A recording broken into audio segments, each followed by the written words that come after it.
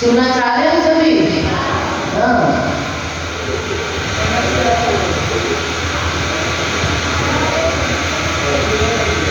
धर्म सर्व सुखा करो हित करो, धर्मं बुधा चिन्वते, धर्मेणैव समाप्यते शिव सुखम्, धर्माय तस्मै नमः, धर्माय तस्मै नमः, धर्माय तस्मै नमः।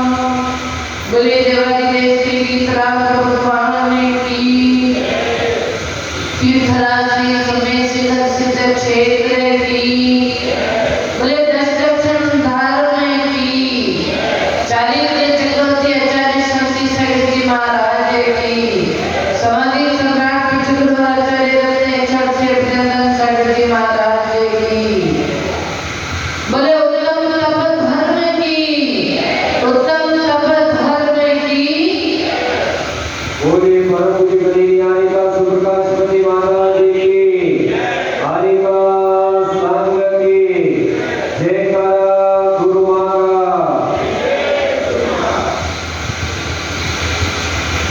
परिश्रम शब्द की जब शुरुआत होती है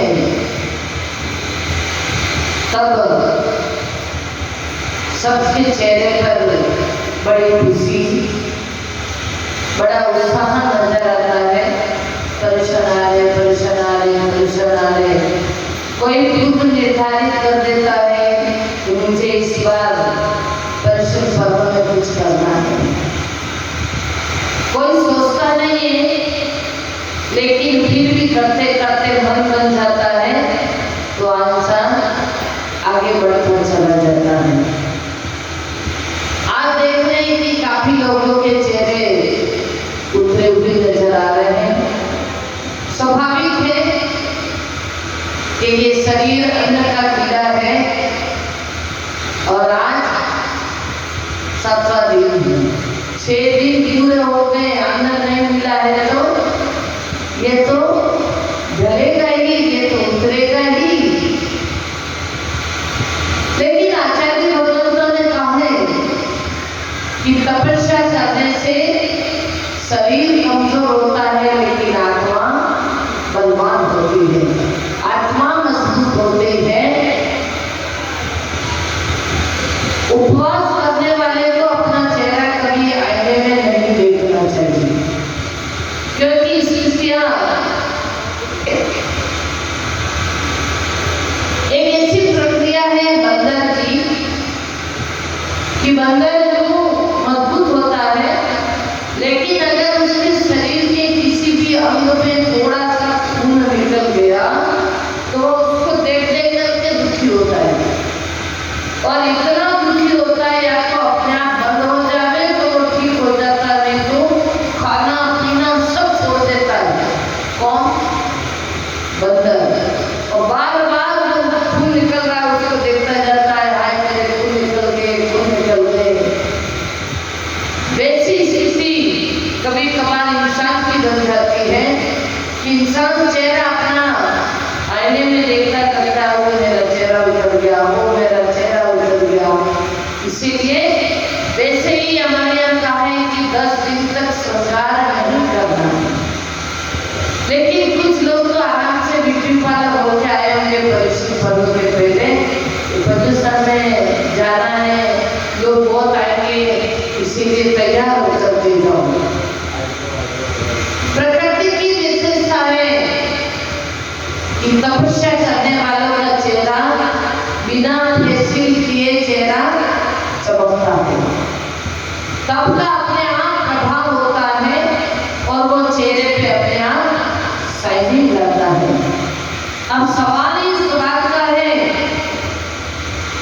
तप क्यों करना चाहिए? कुछ लोग नास्तिक विचारधारा के होते वो कहते हैं फालतू का शरीर को तकलीफ देना, ऐसा कैसा धर्म है जो शरीर को तकलीफ देने वाला? हम लोग केसरस वगैरह करते हैं तो भी लोग कहते हैं इतना शरीर को कष्ट देके अपनी आत्मा को कष्ट देने से आप लोगों को क्या मिलता है? शरीर को कष्ट, ये शरीर तो क्या है, कैसा है ये शरीर?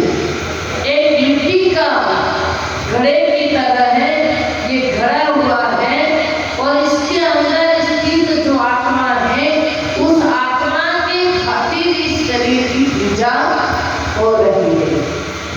आत्मा निकल जाए इसके बाद तो तुरंत सोचे जल्दी निकालो, जल्दी निकालो। शरीर को कौन पूछता है? शरीर की क्या वैल्यू है? जब तक आत्मा है तब तक इस शरीर की वैल्यू है। आत्मा राम निकल गया तो शरीर की कोई वैल्यू नहीं होती है। इसीलिए कमजोरी आएगी, थोड़ा शरीर कमजोर होगा, लेकिन हमारे तपस्या में जरा अच्छा हो। उमा स्वामी ने कहा है कि तपस्या करने से असंख्यात गुणी कर्मों की निद्रा होती है। आगे से आगे मिथ्या दृष्टि के जितने कर्म की निद्रा होती है उससे ज्यादा अविरत सम्यक दृष्टि की कर्म की निद्रा होती है। अविरत सम्यक दृष्टि होती है उससे ज्यादा व्रति व्यक्ति जो पंचम संस्थान मिलती है उसकी कर्मों की निद्रा होती है। और उससे आगे आगे जो जो त्याग और तपस्या दोनों की जोड़ी है। त्याग के साथ तपस्या और तपस्या के साथ त्याग है, ये दोनों साथ में चलते हैं। इसीलिए लोग आपको आकर के हाथ जोड़ते हैं तो ये उनकी पूजा नहीं हो रहा। अरे वाह, लोग तो अपना हाथ जोड़ी दिए। अरे तुमको नहीं, जो तुमने तप को धारण किया है उस तप को वंदन किया जाता है। जिस दिन तुम्हारा पारना हो जाए उस दिन कौन पूछेगा तुम्हें? कोई पूछता है? लेकिन जो त्यागी होता है, संयमी होता है, साधु संत होते हैं, वो सदा पूजनीय होते हैं। और वो भी जैन धर्म कभी व्यक्ति की पूजा नहीं करता है। जैन धर्म कभी व्यक्तिवाद से धर्म चला नहीं। जैन धर्म गुणात्मक होता है, गुणों की पूजा की जाती है, कभी व्यक्ति की पूजा नहीं की जाती। अभी आपने पंच परमेश्वर की पूजा की, उसमें किसी का नाम है? किसका नाम है? बोलो। आदिनाथ का, महास्वामी का, शांतिनाथ का, किसी का नाम है? नहीं। और इसीलिए ही कहा है कि जैन धर्म व्यक्तिवाद का नहीं है, चाहे वो कोई भी हो। लेकिन हमारे यहाँ तो क्या कहा है, जिसमें वीतरागता हो, जिसमें हितोपदेशी हो और जिसमें सर्वज्ञता हो। तीन शर्तें रखी है, वो चाहे कोई भी हो। ये तीन बातें जिसमें होगी, लोग बोलते जैन धर्म तो बड़ा संकुचित धर्म है, बिल्कुल लिमिटेड धर्म है। कौन बोलता है? जैन धर्म बिल्कुल लिमिटेड नहीं, बिल्कुल संकुचित धर्म है। सिर्फ जैन धर्म तीन बातें को ध्यान में रखता है, जिसमें ये तीन बातें हैं उसको नमन करता है। और वो तीन बातें जिसमें वीतरागता हो, सर्वज्ञता हो और हितोपदेशिता हो, वो चाहे कोई भी हो, वो हमारे लिए भगवान हो सकता है। इसीलिए भगवान बनने के लिए नाम की जरूरत नहीं। आज दुनिया में लोग नाम को लेकर के लड़ते हैं, नाम को लेकर झगड़ते हैं, मेरा नाम मैं। गुणों की पूजा है, गुणों का अनुराग है,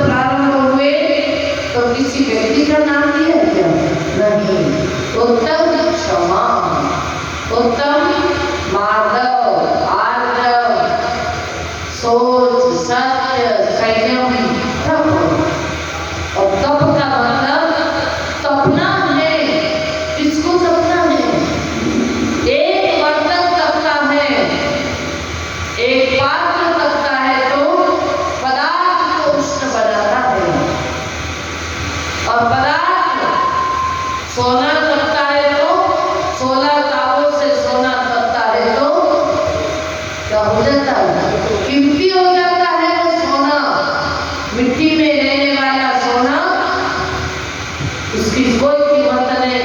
लेकिन जो ही वो सोना 16 ताप से तपता है तो सोना कीमती हो जाता है। हीरा घिस जाने के बाद कीमती हो जाता है, पत्थर गड़ जाने के बाद कीमती हो जाता है, सोना तपने के बाद कीमती होता है, और इंसान भी त्याग तपस्या से ही कीमती होता है। ऐसे सामान्य इंसान की कोई पूछा नहीं। अब रही बात, तपना है अपने को, दूसरे को नहीं, स्वयं को तपना है। और ये शरीर तपेगा तो आत्मा परिशुद्ध होगी, क्योंकि शरीर पात्र है, आत्मा द्रव्य है। शरीर क्या है? शरीर एक पात्र है और आत्मा द्रव्य है। इसलिए हमारे गुरु महाराज सदा कहा करते थे, शरीर माध्यम धर्म साधनम, और ये तन पाय महातप कीजिए। हमारे गुरु दया सरस्वती महाराज सदा कहा करते थे, यह तन पाय महातप कीजिए, यहाँ में सार यही है। इस तन को पाकर के तपस्या करना, यही सार है। आप चाहे तपाओ या नहीं तपाओ, जब मौत आ जाएगी तो रवानगी तो लेना ही पड़ेगा, चाहे कितना कट्टा कट्टा आदमी है, लेकिन एक सेकंड लगती है अटैक आया तो जाना पड़ता है। इसीलिए शरीर को तो उतनी देर ही संभालना है। कब तक? कब तक? हमारा ये शरीर माध्यम है, धर्म की साधना के लिए एक साधन है, एक पात्र है, और हम पात्र को कब तक संभालते हैं? जब तक अपना काम चलता है। उसी तरह ये शरीर हमारा पात्र है, इसको तब तक ही संभालिए जब तक अपने को काम में आता है, अपनी आत्मा के लिए उपयोग में आता है। बाकी तो इस शरीर को ज्यादा संभालने की जरूरत नहीं है। आजकल डॉक्टर ने कह दिया नीचे नहीं बैठना, लोगों ने मान दिया नीचे नहीं बैठना। डॉक्टर की बात तो ऐसी मानी जाती है पत्थर की रेखा की तरह, और साधु संत कहते हैं तो वो बात, ये तो इनका काम है कहने का। साधु कहते रहते हैं, सब बात साधु की थोड़ी मानी जाती है, तो सारी बातें डॉक्टर की क्यों मानते हो? ये शरीर को जितना आकड़ करके रखोगे उतना आकड़ा रहेगा।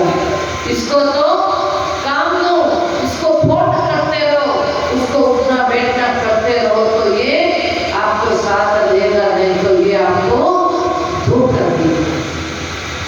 जैन में 12 प्रकार के तप का वर्णन किया है, उसमें अनशन तप, अनशन, चारों प्रकार के आहार का त्याग करना अनशन है।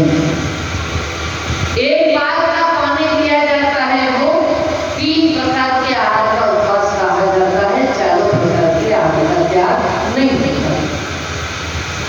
आगम में उल्लेख आता है कि एक अनंतसरा नाम की लड़की ने 1000 वर्ष तक 1000 वर्ष तक तप किया। इसने एक लड़की ने जिसका नाम अनंतसरा था, उसने 1000 वर्ष तक तपस्या की, और उस तपस्या का फल क्या हुआ कि दूसरे जन्म में जब उसने जन्म लिया, लोगों को पता नहीं था, लेकिन तपस्या का फल इतना मिला। पहले जमाने में बाथरूम नहीं होते थे, पानी बाहर खुले में जाता था, तो वो नहा रही थी, उसका पानी बाहर निकला, एक खुजली वाला कुत्ता उस पानी में बैठा, पानी में बैठा तो उस कुत्ते की खुजली मिट गई। गांव-गांव में प्रचार हो गया कि अनंतसरा से स्पर्श हुआ पानी किसी को भी छू जाता है तो उसकी बीमारियां दूर हो जाती हैं। योगायोग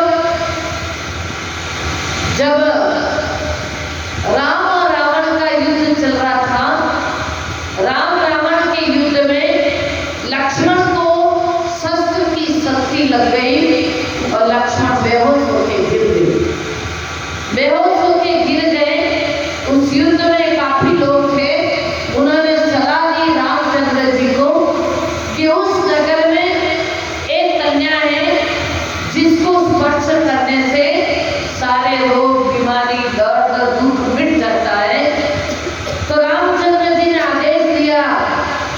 किसको?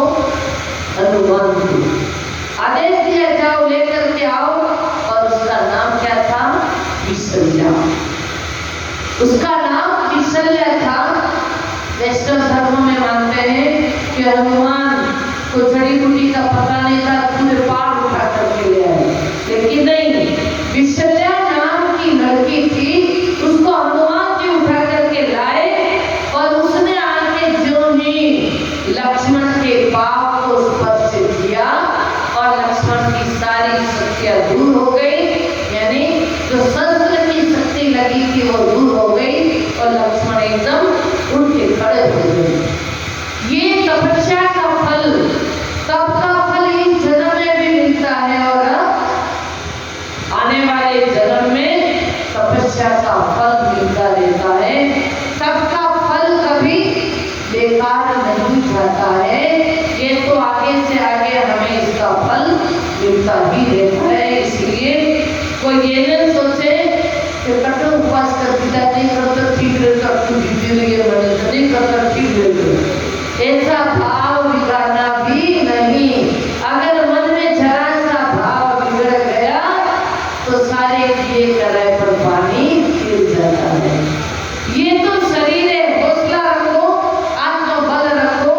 आज 7वां दिन हो गया, कुछ नहीं, हाथी तो निकल गया, अब क्या रही है? सिर्फ पूंछ बची है, वो भी निकल जाएगी और एक इतिहास बनेगा, एक याददाश्त रहेगा कि सत्तावत के घड़े में 2023 के चतुर्मास में इतने लोगों ने उपवास किया। आज सत्तावत के घड़ा में उपवास की संख्या 10, परिश्रम पर्व के 10 लक्षण के 10 उपवास की संख्या 19 हो गई है। 19 का आंकड़ा आया है, बहुत अच्छा है। और 2 षोडश कारण वाले हैं और 1 32 उपवास वाले हैं, यानी सारे तपस्वी समाहित हो गए हैं। ये उत्कृष्ट तप है उनोदक। नंबर 2 में उनोदक, भूख से कम खाना। जो लोग खा रहे हैं, दोनों टाइम खाने, वो भी ध्यान देवे कि आपको जितनी भूख है उससे कम खाना। वो भी एक तरह की तपस्या है। लोगों में देखने में नहीं आए तो कोई बात नहीं, नाम नहीं हो तो कोई बात नहीं। अभी अपने यहाँ लोगों को लग रहा होगा कि सब माता जी एकाग्र उपवास कर रहे हैं, बड़े माता जी तो रोज आरती करते हैं, ऐसा लग रहा होगा। लेकिन मैं तो आजीवन शुरू से लेकर अभी तक मेरा उन्नोदक तप हमेशा चलता रहा।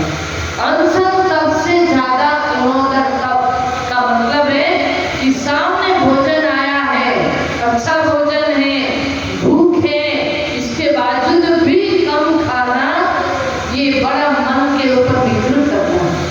बाकी तो भूख लगी, सामने बढ़िया खाना है और इसके बावजूद भी भूखा नहीं, ये गानों काम कौन करे? बोलो गानों काम है कि नहीं? पर ये भी सबसे बड़ी तपस्या है। भले लोगों में नहीं आवे, लोगों में कहने में नहीं आए, पर भूख से कम खाना भी, ये भी उन्नोदक नाम का तप है। तो इस तरह सारे तप का अगर वर्णन करेंगे समय काफी हो जाएगा और अब उपवास वाले को अधिक समय तक बैठा नहीं जाता है, इसीलिए अपन पूजा की श्रृंखला को फास्ट करेंगे और हम प्रवचन का टाइम भी कम से कम लेंगे ताकि आप पूजा अच्छे से मन लगा के करें ना। अब अगर पूजा चल रही है, बैठा नहीं जा रहा, जल्दी पूजा हो जाए तो ऐसा मन बिगड़े, उससे अच्छा कि अपन प्रवचन कम करें और आपकी पूजा शांति से अच्छे से निपट जाए। इसी भावना के साथ बोले उत्तम तप धर्म की। बोलिए परम जी कल्याण का सुप्रकाशपति माता जी की, हरि का संग की, जयकारा गुरु माँ का। आइए जिसके उपवास से संकल्प के लिए पूज्य माता जी के चरणों में पहुंचे।